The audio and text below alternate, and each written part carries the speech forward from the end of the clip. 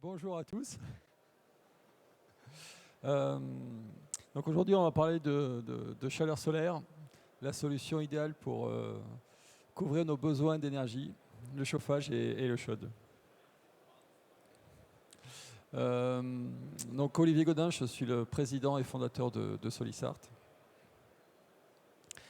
Donc Solisart, c'est une société française basée en Savoie.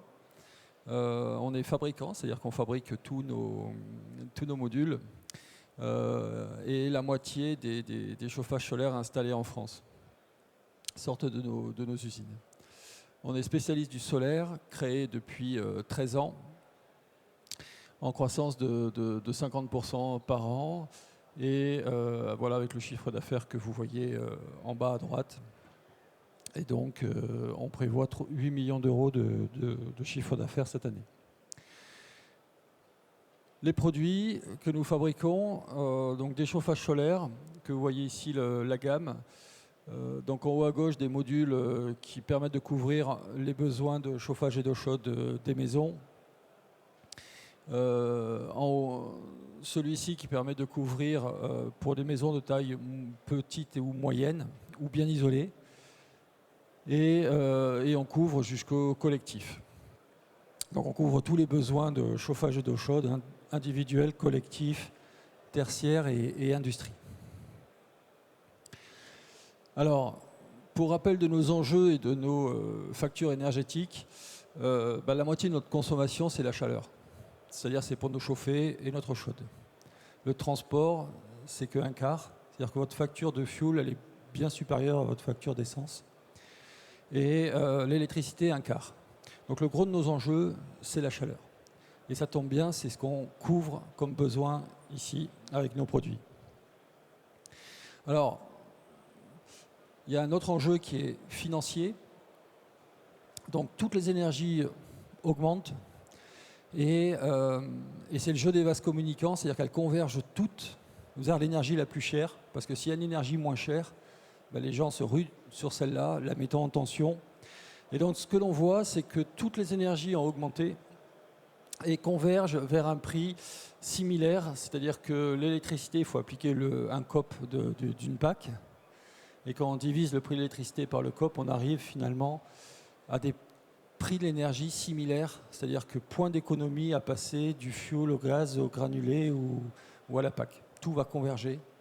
Et c'est ce que l'on voit là, tout converge vers le même prix. Et du coup, quelle solution pour baisser nos charges? Il n'en reste qu'une, c'est le solaire. Parce que son coût est zéro. Alors, les enjeux de la chaleur et comment va évoluer le prix de l'énergie. Beaucoup pensent que ça va baisser, c'est ponctuel. Il n'en est rien, c'est structurel. Les granulés, ça fait depuis 2 ans qu'il manque 600 000 tonnes de granulés, d'où la tension et les importations. La France importe 30% du granulé qu'elle consomme. Et donc le prix convergé est égal à celui du fuel. Sur le pétrole, c'est pareil, s'il y a toutes les réserves que l'on a trouvées et toute la production, et puis le pétrole, c'est comme un ballon, il n'y a pas de pompe pour faire jaillir le pétrole d'un champ. Donc une fois qu'on prélève, la pression baisse, et donc la production baisse. C'est-à-dire que ce n'est pas du tout comme une voiture, on peut rouler à fond tant qu'il reste une goutte de pétrole. Non, là, il y a une pression qui fait qu'au fur et à mesure, on récupère de moins en moins de débit. Et donc, chose intéressante, on est actuellement au pic de Uber, et donc la production de pétrole est annoncée en baisse, et il manquera, d'après les experts, 2 millions de barils dès le 2e semestre de cette année. D'où les experts qui annoncent 25% de hausse sur le pétrole d'ici la fin de l'année.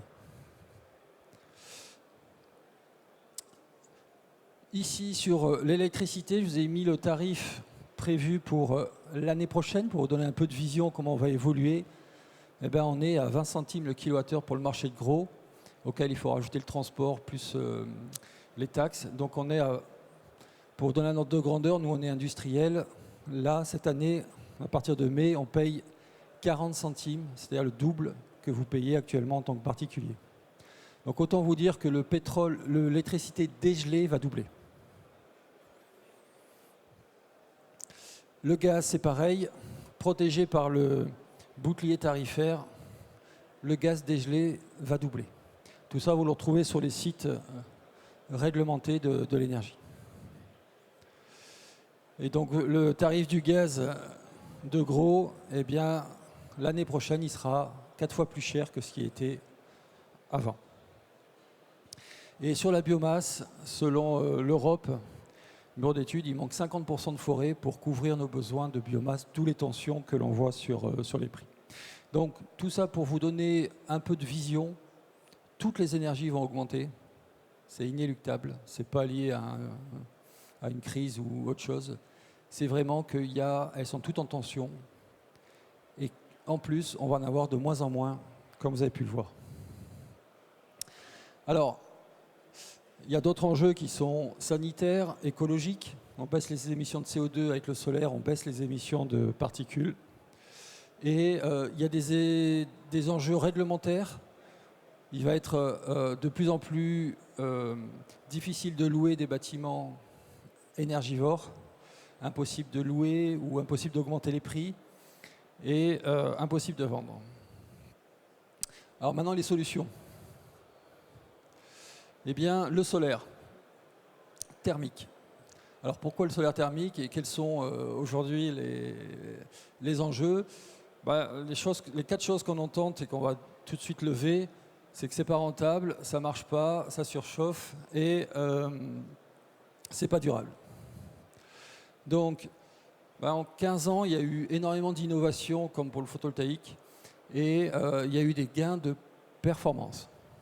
Donc ici, on va parler du chauffage solaire que nous produisons. Mesuré, on a un gain de performance de 60% par rapport à la meilleure haute technologie qu'il y avait et qui existe toujours. C'est-à-dire que c'est un système qui est 60% plus performant que les autres. Autant dire 60% plus rentable. Deuxième chose, ça ne marche pas. Une des raisons pour laquelle c'est parce que la chaudière pouvait marcher et le solaire, s'il ne marchait pas, personne ne s'en rendait compte puisqu'on avait de la chaleur. C'est pour ça qu'à Solissart, on a une seule régulation pour piloter la chaudière et le solaire. Et chez nous, ça ne peut pas arriver. Et ça permet même beaucoup de fonctions intéressantes puisque ça permet de l'anticipation météorologique. Quand les capteurs commencent à monter en température, on peut arrêter la chaudière 1 heure avant de démarrer en solaire. Ça permet de l'autodiagnostic, d'envoyer un message au chauffagiste, à Solissart ou à vous-même. Et donc, ça permet d'être sûr du fonctionnement. Ça permet aussi un gain de temps, puisqu'on est connectivité à distance, modifier une loi d'eau, une vitesse de circulateur à distance, et ça évite un déplacement. Et donc, c'est un gain de temps pour le chauffagiste, un gain de satisfaction pour vous. Vous êtes client. Sur les excédents de chaleur, notre technologie, elle permet un énorme avantage, c'est qu'en plus du gain de performance, on peut apporter la chaleur des capteurs dans le bas du ballon, comme tous nos confrères, mais aussi dans le haut.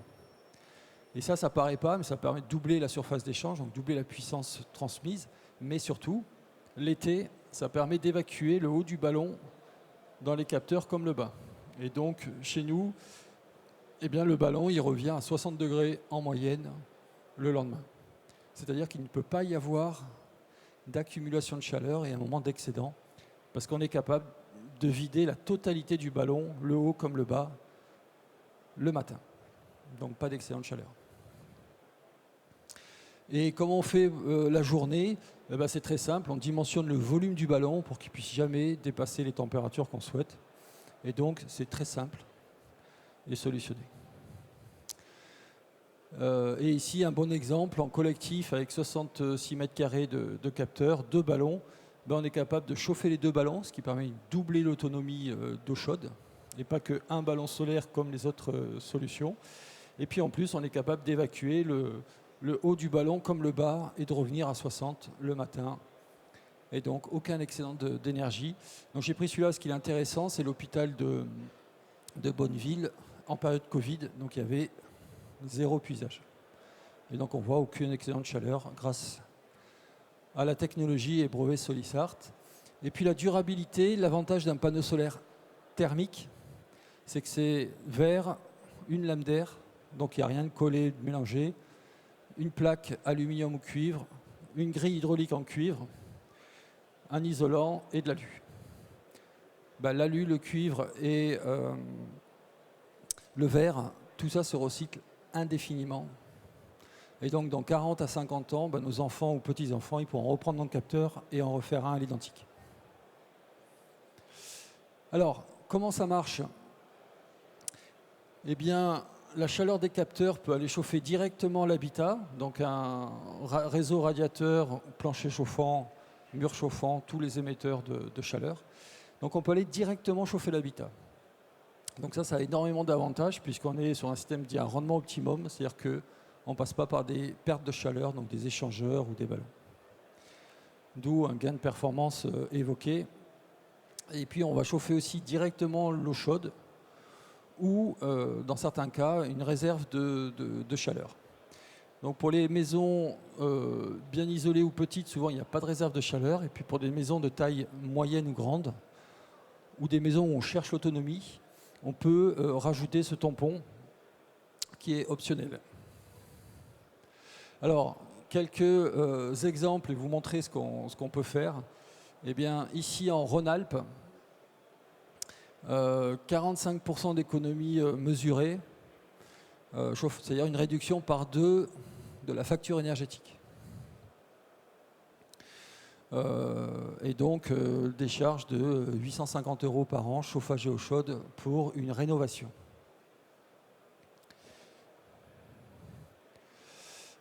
Jusqu'où on peut aller en solaire thermique? Eh bien, grâce à ce gain de performance, on peut aller jusqu'à l'autonomie. Donc ici, on est toujours en Rhône-Alpes. Et le client, sa logique, c'était de dire oui, mais c'est du neuf. J'investis dans un chauffage solaire et puis je dois investir dans une chaudière. Et une chaudière, dans le neuf, c'est une chaudière fuel ou une chaudière gaz ou une chaudière granulée. C'est minimum fourni posé, minimum 7 000 €, voire plus selon la gamme que l'on souhaite. Et il s'est dit, mais pour 7 000 €, je peux rajouter un deuxième champ de capteurs et être autonome. Et donc, ici, on a le retour depuis 2019. Et en moyenne, 50 € chauffage et eau chaude par an. Chauffage et eau chaude par an, pas par mois, par an. Donc, c'est même pas l'entretien d'une chaudière. Donc, autant dire qu'il y a 0 propane, 0 granulé, 0... c'est même pas le coût d'entretien d'une chaudière, ou c'est même pas le coût électrique d'une chaudière. Parce qu'une chaudière gaz, fuel ou granulé, ça consomme entre 50 et 80 € d'électricité. Parce qu'il lui faut un petit ventilateur, c'est même pas la consommation électrique d'une chaudière. Donc tout ça pour vous dire qu'on peut arriver à des performances et l'autonomie. Alors l'autonomie, elle est possible que en respectant 2 contraintes. Il faut pouvoir mettre les capteurs à 60 degrés au sud, inclinés au sud. Pourquoi 60? Parce que c'est là où on est optimum l'hiver, puisqu'on est perpendiculaire au rayonnement solaire. Et donc à 60 degrés au sud, on peut monter ces ballons à 65 degrés au mois de janvier. Et donc là, on peut accumuler assez de chaleur pour passer. Lui, là, il a passé 7 jours sans soleil en autonomie. Et il faut avoir de la place. Il a 2500 litres de ballon. Il faut avoir la place pour mettre un ballon un petit peu gros. Donc, si on peut faire ça, eh bien là, on peut arriver jusqu'à l'autonomie énergétique. Ce qui ne veut pas dire 100%, il reste 50 € d'électricité. C'est en cas de caprice de la météo. C'est une petite résistance électrique qui fait les caprices de la météo. Et ça représente 50 € chauffage et eau chaude par an, hein, pas par mois, hein, par an.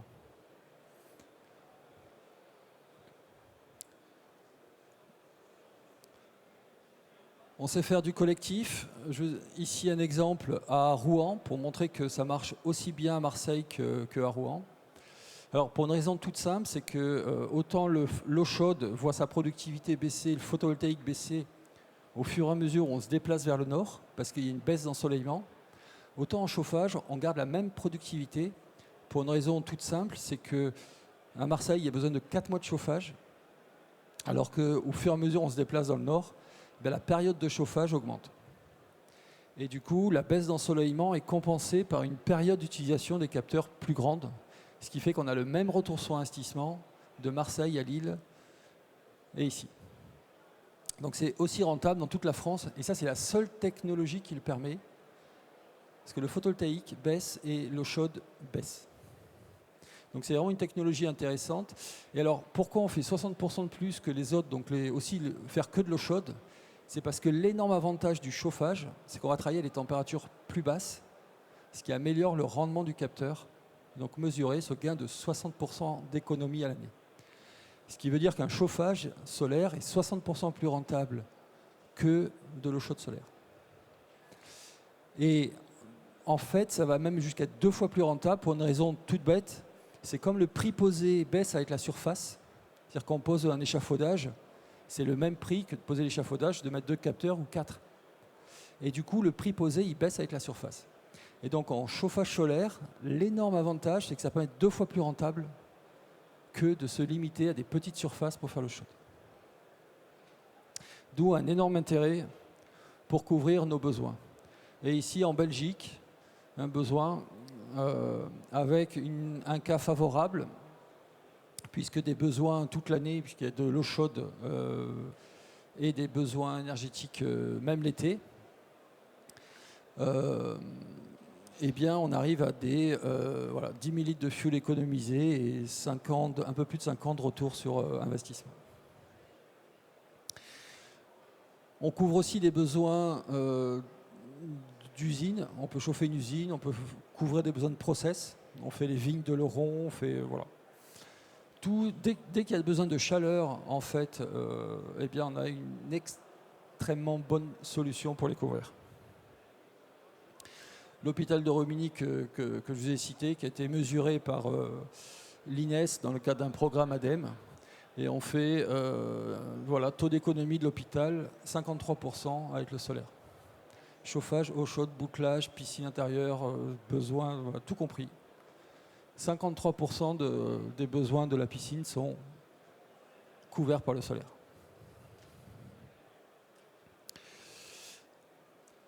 On peut faire de l'eau chaude aussi, ici un bailleur. Et je vous ai mis ici comment on dimensionne un chauffage solaire direct. Donc en rénovation, on met 10% de la surface habitable. Donc si vous avez une habitation de 100 mètres carrés, on va mettre 10 mètres carrés de panneaux solaires. Sur des maisons bien isolées, donc type RT ou RE, comme les besoins de chaleur sont un peu plus faibles, enfin 2 fois plus faibles, du coup il y a besoin un peu moins de capteurs. On garde le même ratio pour l'eau chaude, donc ça fait 7% de la surface habitable. Donc une maison de 140 mètres carrés bien isolée, on mettra 10 mètres carrés de capteurs. Et un chauffage solaire autonome, là dans l'exemple que vous aviez, ils avaient 20% de la surface habitable. Voilà, on va doubler la surface de capteurs. Et là, il n'y a plus besoin de chaudière ou d'appoint. Chauffage autonome, on peut le faire sur de la maison bien isolée. Là, on est autonome. Sur des passoires énergétiques comme la mienne, il reste un petit peu d'énergie à couvrir. Donc, ça peut être couvert soit en gardant la chaudière que l'on a, soit, dans mon cas, j'ai mis un petit poêle à bois parce que ça représente quelques flambées plaisir. Et avec ça, chez moi, je suis passé de 3 000 € au fuel à 300 € solaire et bois. Et c'est 3,5 terres de bois à l'année. Et voilà pour le volume de ballon. Et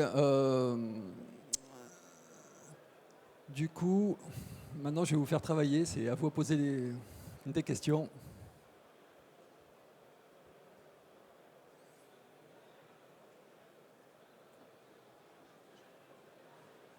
Bonjour, Jean-Louis Touré, formateur Calisol. J'ai vu sur l'hôpital qu'il y avait une productivité de 672 kWh par mètre carré par an. Ça me paraît énorme. Pourquoi on n'aurait pas mis plus de surface de capteurs, quitte à baisser ce chiffre, pour augmenter le taux de couverture? Merci.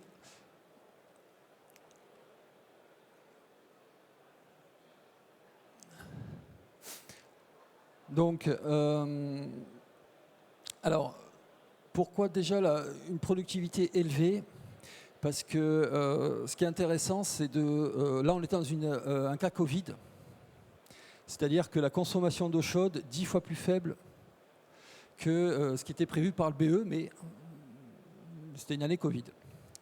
Et malgré ça, une productivité 60% supérieure à ses exigences ADEME. Donc effectivement, ça justifie. Alors déjà, pourquoi une telle productivité? C'est déjà l'énorme résilience d'un chauffage solaire. C'est qu'on ne couvre pas que les besoins d'eau chaude. Donc s'il y a un peu moins de besoins d'eau chaude, eh bien, on va couvrir un peu plus de besoins de chaleur. Donc du coup, déjà, ça montre la très bonne résilience que vous soulignez, la bonne performance. Et donc on a pu couvrir deux autres besoins qui sont les besoins de chaleur de l'hôpital et aussi les besoins du bouclage sanitaire qui sont en permanence H24, l'été comme hiver. Et donc on a pu couvrir avec le bouclage. Alors maintenant, est-ce qu'on aurait pu en mettre plus? Oui. Par contre, les contraintes, la place disponible sur le toit, c'était une contrainte, et le volume disponible en chaufferie. Voilà. Et c'est ce qui a fait choisir, effectivement, c'est une très bonne remarque parce qu'on aurait pu être beaucoup plus ambitieux et couvrir beaucoup plus d'autonomie.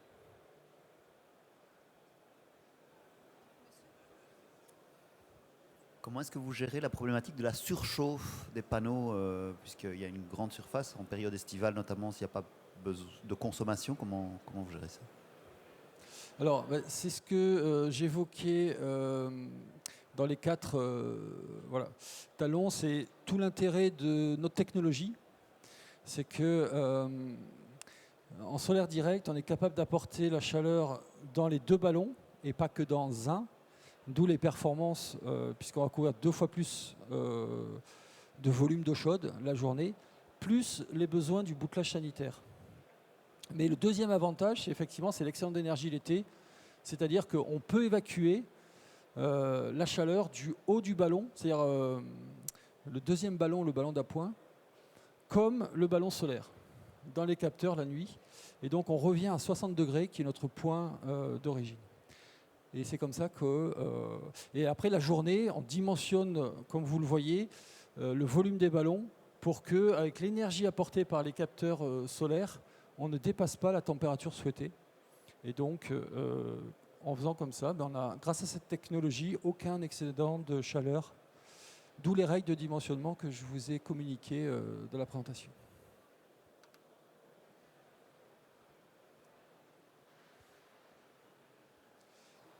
Voilà. Bonjour. Je vois qu'on n'a plus beaucoup de temps et il y a beaucoup de questions, je pense. Merci Olivier pour la présentation. Solissart a un stand à 10 pas, juste là. Je vous invite à vous présenter sur le stand et à préciser de quel département vous venez, parce qu'on a tous nos chargés d'affaires qui sont là. Donc n'hésitez pas à passer nous voir. Merci à tous. Et vous voyez le stand, il y a marqué Solissart, c'est juste ici.